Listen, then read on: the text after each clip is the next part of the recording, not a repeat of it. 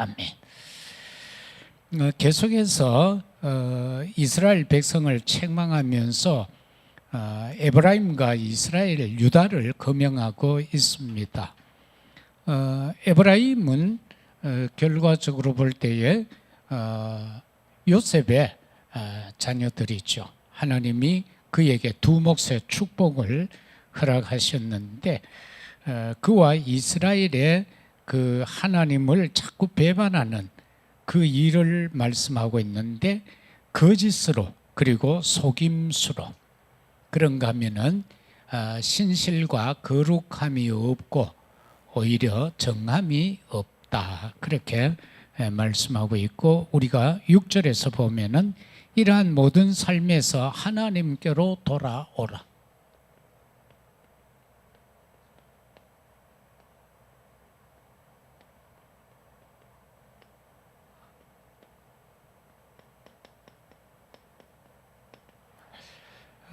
오늘 우리가 14절까지 봐야 되는데요. 여기까지 보고 말씀을 생각하도록 하겠습니다. 도대체 이들이 하나님 앞에 지금 호세아가 계속 말씀하고 있는 것은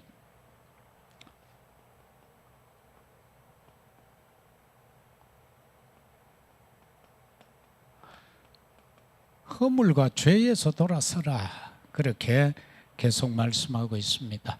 우리가 에베소서 2장 1절을 통하여서 볼 때에도 예수 그리스도께서는 우리를 허물과 죄에서 구원하신 내용을 보게 되죠. 우리는 어디에서 돌아서야 됩니까?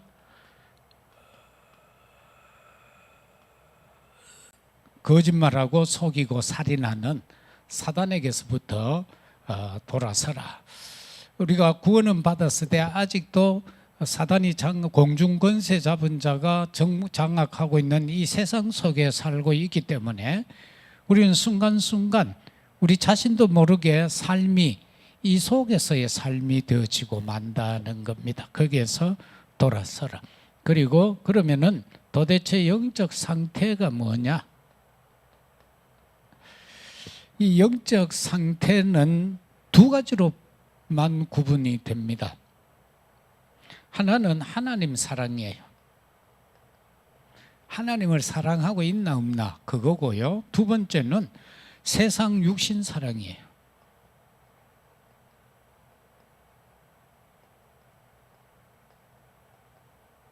사랑은 이 두 가지예요. 하나님을 사랑함과 하나님을 사랑하지 않고 세상과 육신을 사랑하는 이 영적 상태로만 구분이 된다는 걸 보고 우리가 여러 가지로 내 자신을 점검하려고 그러면 참 어렵잖아요. 그래서 두 가지로만 보면 돼요. 내가 지금 하나님을 더 사랑하고 있나? 아니면 세상과 육신을 더 사랑하고 있나?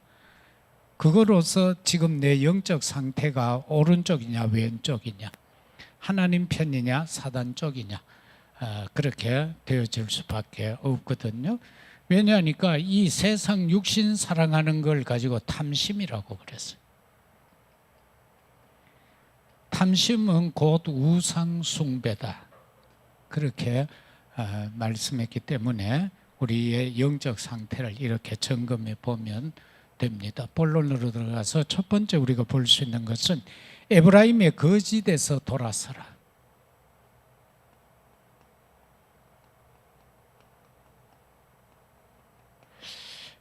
본문을 중심에서 보면은 우리가 뒤쪽으로 나가면은요 야곱을 통한 회상을 합니다. 그 자기 조상 야곱이 어떻게 살아왔는가 그걸 가지고 회상을 해요. 그러면서 거기에서 야곱의 허물을 봅니다. 야곱의 허물이 뭘까요?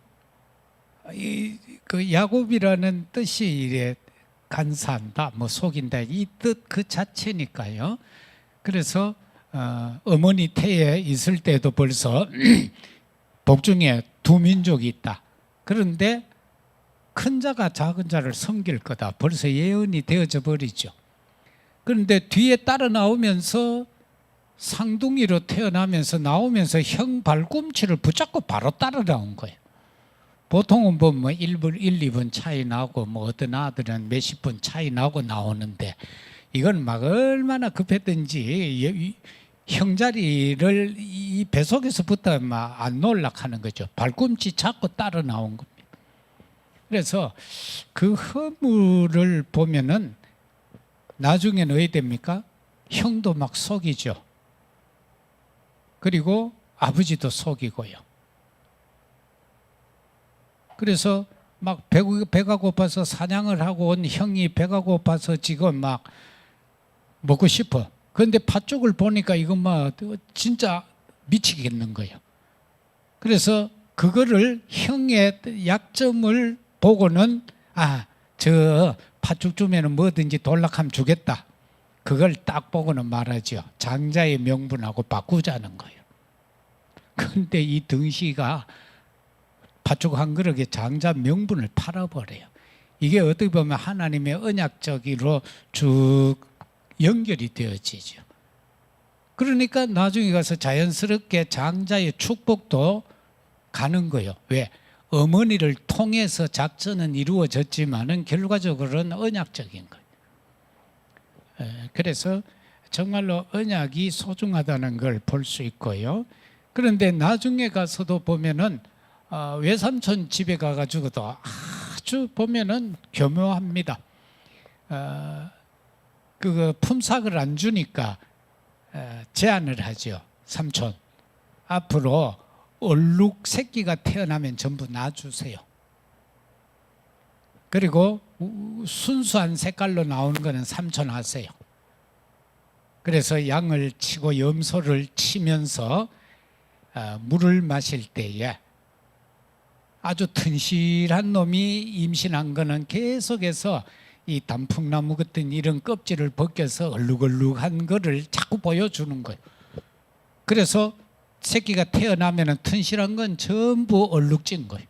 이런 식이 되어서 가는 걸 보게 되고요. 또 나중에는 또 거짓말을 합니다. 이스라엘 자기 삼촌 집에서 나와서 자녀들을 이끌고 쭉 나오게 되어질 때에 자기 딸이 어려움을 당한 그 일 때문에 이제 그 민족을 치러 가죠. 가서는 말합니다. 너희들이 다 할례, 남자는 모든 남자가 할례 받으면은 우리가 이거를 무마하겠다, 없는 걸로 하겠다. 그렇게 타협을 하죠. 그래 놓고는 이제 전부 할례 받고 이 거동 불편한 상황 속에 가가지고는 다 죽여버리는 거예요.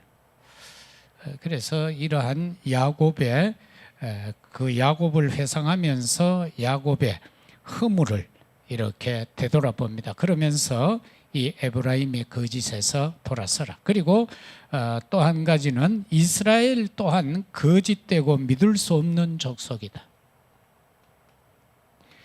이스라엘도 계속해서 이 역사를 보면은 하나님을 배반해요. 그런데도 하나님은 그들을 택해놨어. 그런데 계속해서 하나님을 대적한단 말입니다. 그래서 진짜 어떻게 보면 믿을 수 없는 족속이에요. 믿을 수 없는. 오늘날도 그렇잖아요. 우리가 예수 믿는다라고 하는데 이 땅에 기독교인들 얼마나 많아요. 하나님이 불신자 때문에 속 썩을까요? 믿는 사람 때문에 속 썩을까요? 거의 뻔하잖아요. 우리가 남의 자식 때문에 속 썩습니까? 내 자식 때문에 속 썩습니까? 내 자식 때문에 속이 썩잖아요. 똑같은 거예요. 하나님은 어떻게 보면 불신자에 대해서는 관심 없죠. 왜? 유괴가 버렸으니까. 그런데 이거 택해놨는데 이게 계속해서 아버지 뜻을 모르는 거예요. 시큰 말에 너만 돌아서 가지고는 지 소견대로 해버리고 이러니까 얼마나 속이 타겠어요.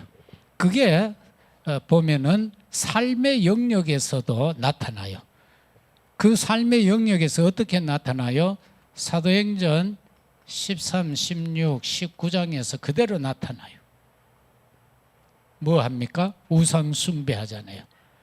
무속에 빠져들고 점술에 빠져들고 욕술에 빠져드는 우상 숭배에 빠져버린대. 이게 이스라엘이 살아온 내용이에요. 그럴 때마다 하나님은 대재앙을 내리시고 전쟁을 일으키고 포로로 노예로 속국으로 자꾸 그렇게 되는데도 온전히 깨닫지 못하는 걸 볼 수 있죠. 그리고 영적으로는 완전히 이제 깨닫게 하기 위해서 예수님이 오셨는데도 그 예수님을 부정해버린다. 그리고 하나님의 백성된 자격을 잃어버렸어요.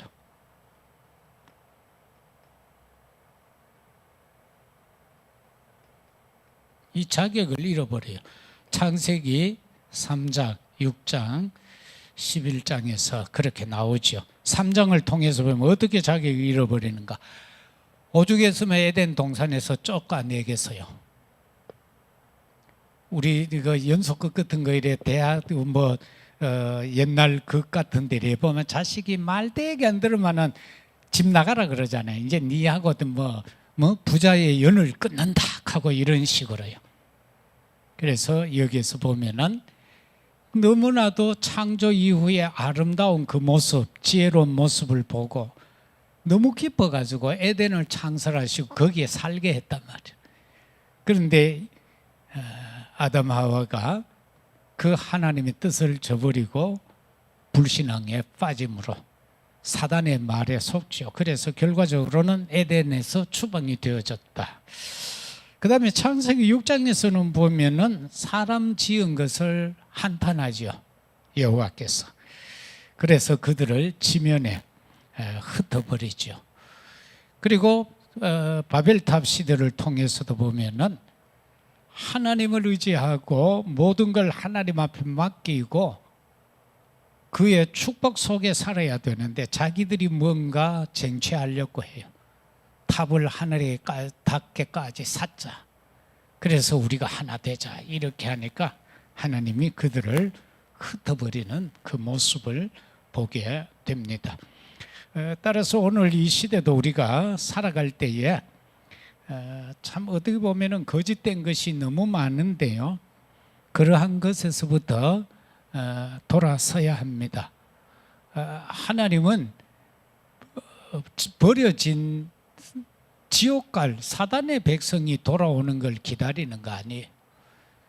하나님의 자녀로 택해놨는데 그 축복을 누리지 못하고 살아가는 자들이 그게 안타까워서 그들이 돌아오기를 기다리시는 거예요. 그래서 이 땅에서도 그 하나님의 축복을 누리다가 천국 오라는 거예요. 고생하다가 천국 물론 가야죠. 그런데 그것이 아니라 이 땅에서도 누리다가 오라는 거예요. 좀 순종하다가 오라는 거예요. 그 다음에는 징계의 사랑이 있습니다.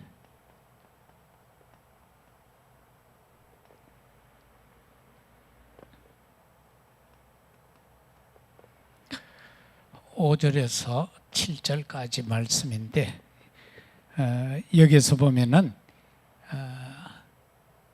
참 말 안 들어요. 영적인 자만에 빠져 있어요.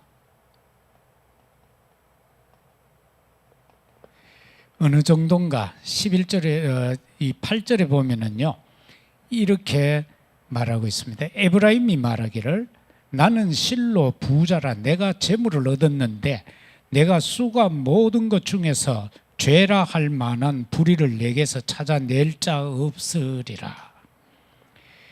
내게서 죄를 찾을 수 없다는 거예요. 이게 영적 자만이에요.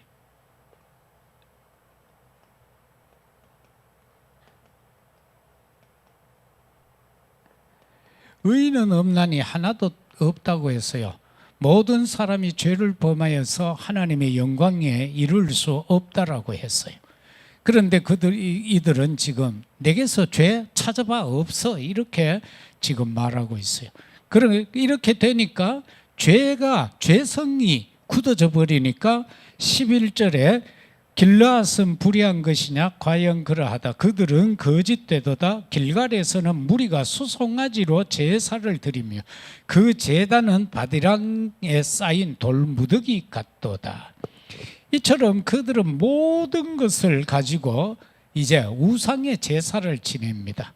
그리고 그 우상이 얼마나 많았던지 밭이랑에 쌓인 돌미더기처럼 그 제단의 수가 많았다. 그렇게 지금 고백합니다. 그저께 어느 프로를 보니까요, 저 강원도 영월 어느 산골짜기에 동네가 있는데 거기 이장 부부가 서울에서 아주 대갓집에서 살았던 것 같아요. 보니까 서울에서 김장을 300포기씩 했다 하는 거 보니까 큰 살림이었겠죠. 그런데 거기에 와서 살면서 이제 마을을 새롭게 해야 된다 하고 이러는데 그 산에 올라가니까 괴상하게 생긴 소나무가 있어요. 천년된 소나무래요. 그래서 거기에 산불이 날 때도 딴 건 다 탔는데 그 나무만 안 타고 살았대요. 그러면서 거기서 막 술 한 잔 따고 뭐 과일 같은 거 떠가고 놓고 막 절하고 그러더라고. 마을 행사를 축복되게 해달라고 그러면서. 이처럼 사람들은요 이렇게 되는 거예요. 뭐가 좀 이상한 것만 있어도 뭐만 큼직한 것만 있어도 거기다가 섬기고 의탁해 버리는 거예요. 그만큼 인간 속에 어떻게 보면 종교심이라는 게 문제인 것 같아요.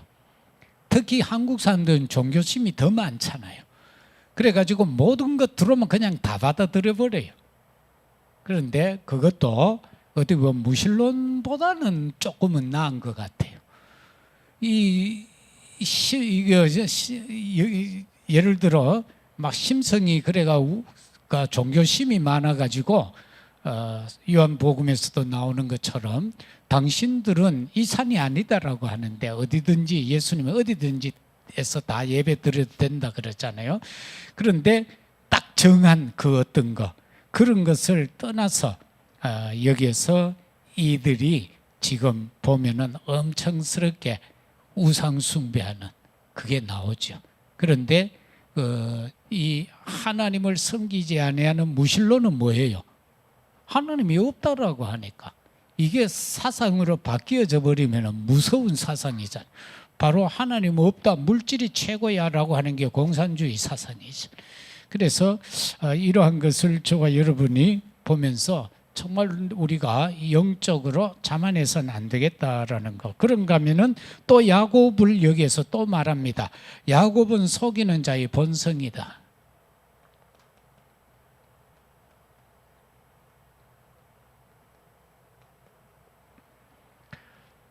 어, 3절 말씀이 그렇게 말하고 있죠.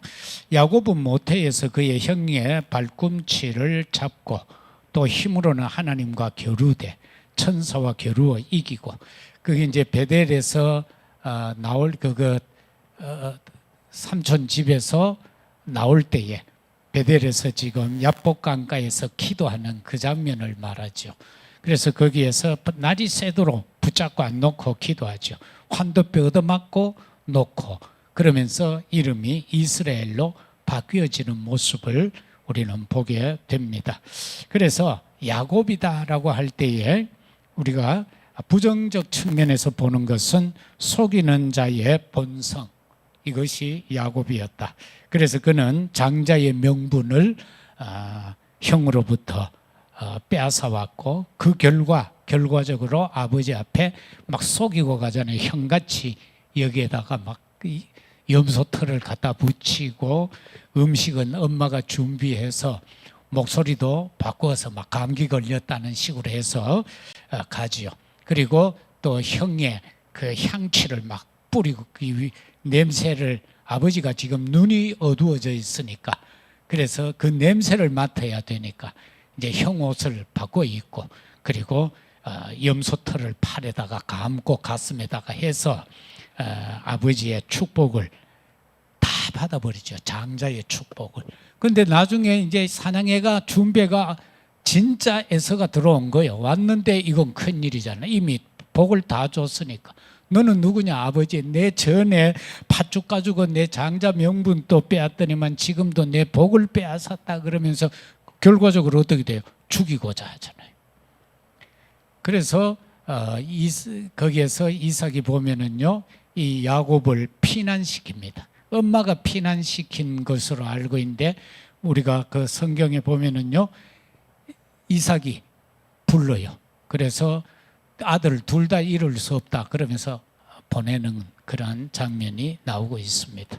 그러면서 이 징계를 통해서 하나님은 우리를 사랑하시는데 그 뒤편에 가면은 거짓의 저울이 나옵니다. 이게 7절 말씀에 나오는데 그는 상인이라 손에 거짓 저울을 가지고 속이기를 좋아한다. 지금 에브라임이 이러한 상태, 계속해서 속이고 하는, 그래서 여기에 속임은 탐심이 될 수밖에 없고요, 경제적인 그러한 어떤 질서를 완전히 혼돈시켜 버리는 이러한 일들이 이때도 일어났다. 그래서 재물이 없는데 내가 수고한 모든 것 중에 죄라 할 만한 것, 그 불의에서 찾아낼 수 없다. 네가 애굽 땅에 있을 때부터 나는 네 하나님 여호와라. 내가 너로 다시 장막에 거주하게 하기 위하여 명절날에 하던 것 같게 하리라. 그래서 계속해서 돌아오게 하는 장면을 보게 됩니다. 세 번째는, 그러면은 도대체 거룩한 사랑은 뭐냐?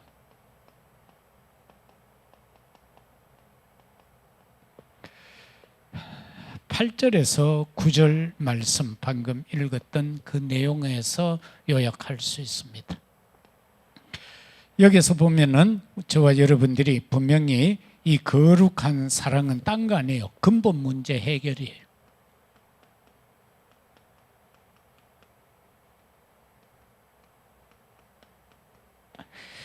하나님의 근본적인 사랑은, 하나님이 세상을 이처럼 사랑하사 독생자를 주셨다. 우리를 구원하기 위하여서. 그런데 예수 그리스도를 보내시잖아요. 창세기 3장 문제를 해결하기 위한 거죠.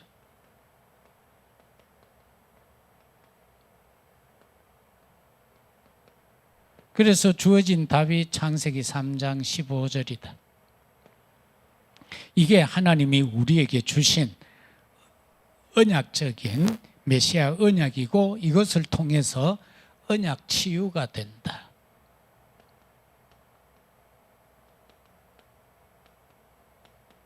창세기 3장 문제 해결은 언약 치유다. 그 다음에 네피림에 대한 문제 해결입니다.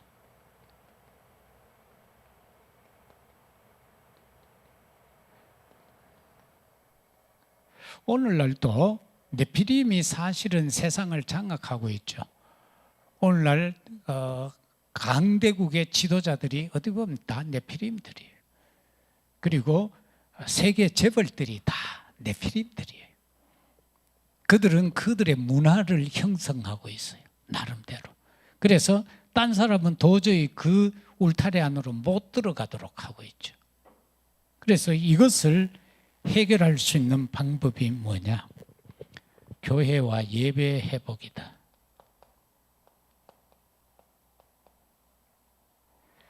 이 세상의 네피림 문화를 이길 수 있는 것은 예배밖에 없어요. 교회 회복밖에 없어요.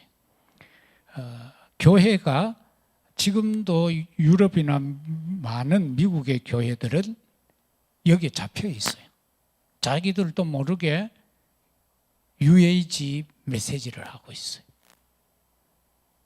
프리메이션의 사상을 자꾸 교회 안에서 하고 있죠. 하면 된다, 하면 된다. 하면 뭐가 됩니까? 하면 되는 게 아니죠. 하나님 앞에서의 우리의 고백은, 아버지 나는 아무것도 할 수 없습니다가 고백이 되어져야 되죠. 내가 할 수 있는 게 뭐 있어요? 없어요. 그러나 나 자아가 살아있고 자존심이 살아있을 때는 내가 뭐 할 수 있는 게 있어요. 그렇게 주장을 해요.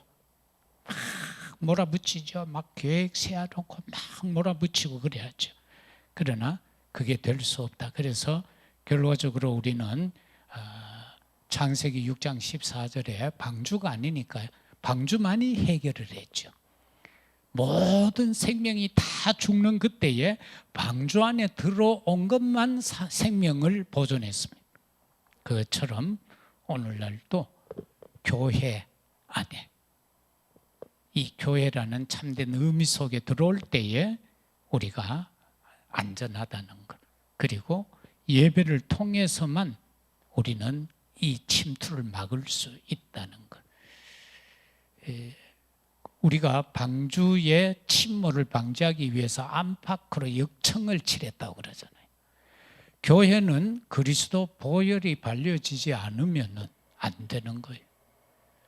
개인 심령의 교회인 우리 개개인도 그리스도의 보혈로 안팎으로 칠하지 않으면요, 우리는 세상에서 침몰될 수밖에 없어요.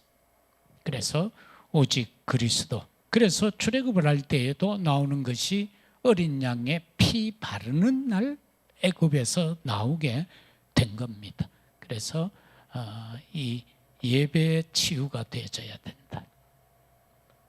많은 부분에서 오늘날 예배가 예배답지 못하다.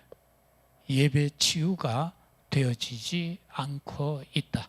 완전히 세상 문화 비스무리하게 그렇게 되어져 가고 있다. 그 다음에 우상 문화 해결이에요.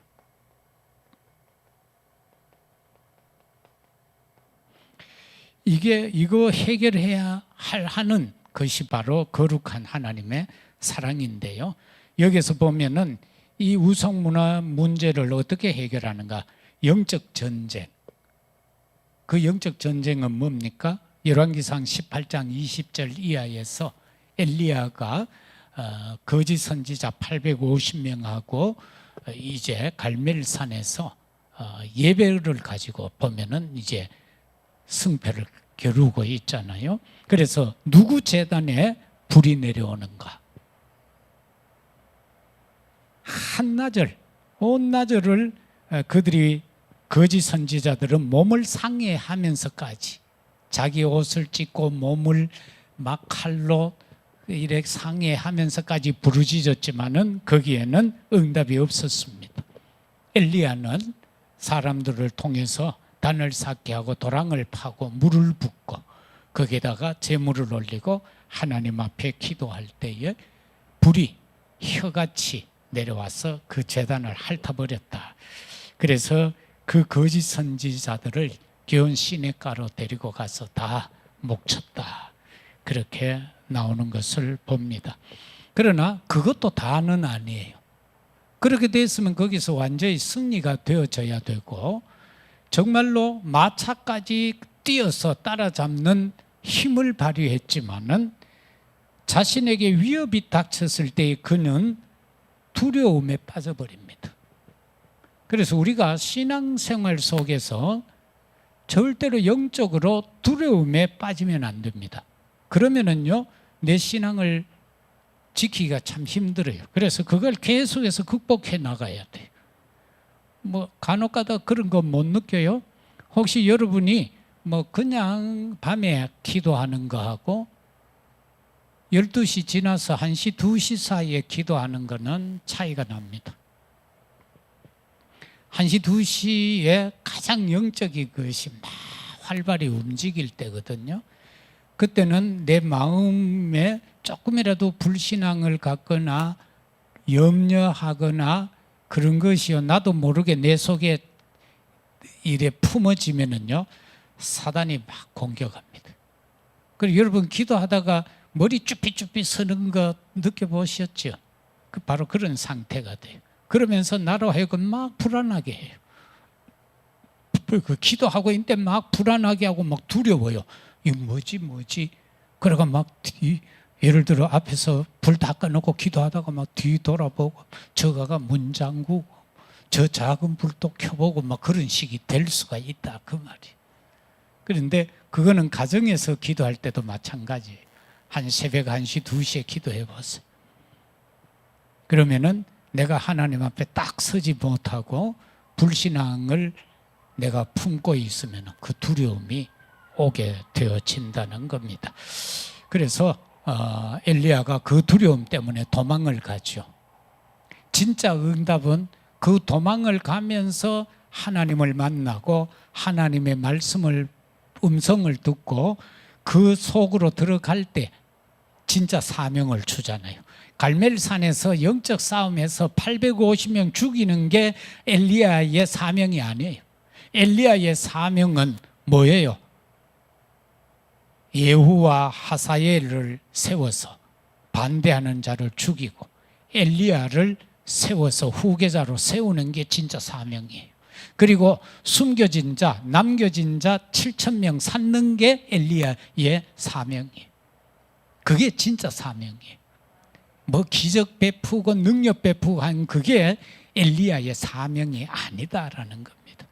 진짜 부름은 어디서 받았어요?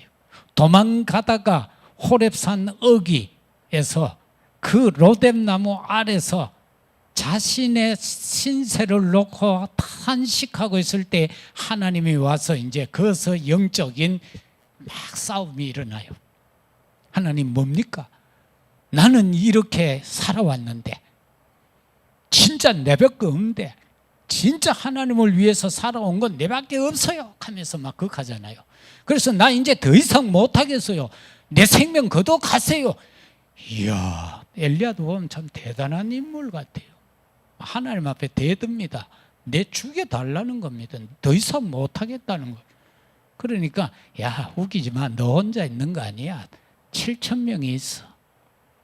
그거 찾는 게 네 사명이야. 네가 네 대에 끝나는 거 아니야. 엘리사 찾아. 그게 네가 할 일이야. 그리고 네가 저 대적들 다 850명 죽였다고 다 아니야. 예후와 하사엘을 세워서 그 남은 자들을 다 죽여. 이제 그렇게 말씀하고 있는 걸 보게 됩니다. 그래서 이것은 결과적으로 삶 치유입니다. 우리가 믿음은 가졌는데 우리가 복음적이다라고 하는데 중요한 것은 이 삶이 치유가 안 되면은 모든 게 지식적인 것에서 끝나요. 그래서 이 삶이 치유되어져야 복음이 복음답게 빛의 망대로 생명의 망대로 이게 표현이 되어질 수 있다. 그 내용이 되겠습니다. 결론적으로 우리가 붙잡아야 될 것은 하나님께로 돌아와야 되는데 어떻게 해요?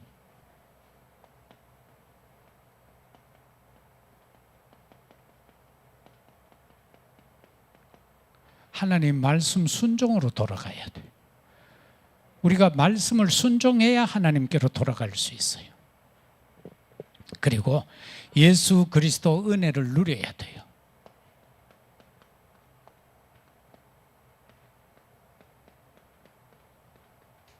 그리스도를 누려야 돼요. 십자가를 누려야 돼요. 이게 안 누려지면은 돌아가기가 힘이 들어요. 그래서 돌아오라 하는 것은 바로 내가 보낸 예수 그리스도를 믿고 그 십자가의 그 은혜를 네가 누리라는 거예요. 그리고 마지막은 성령 역사의 열매를 가지라는 겁니다.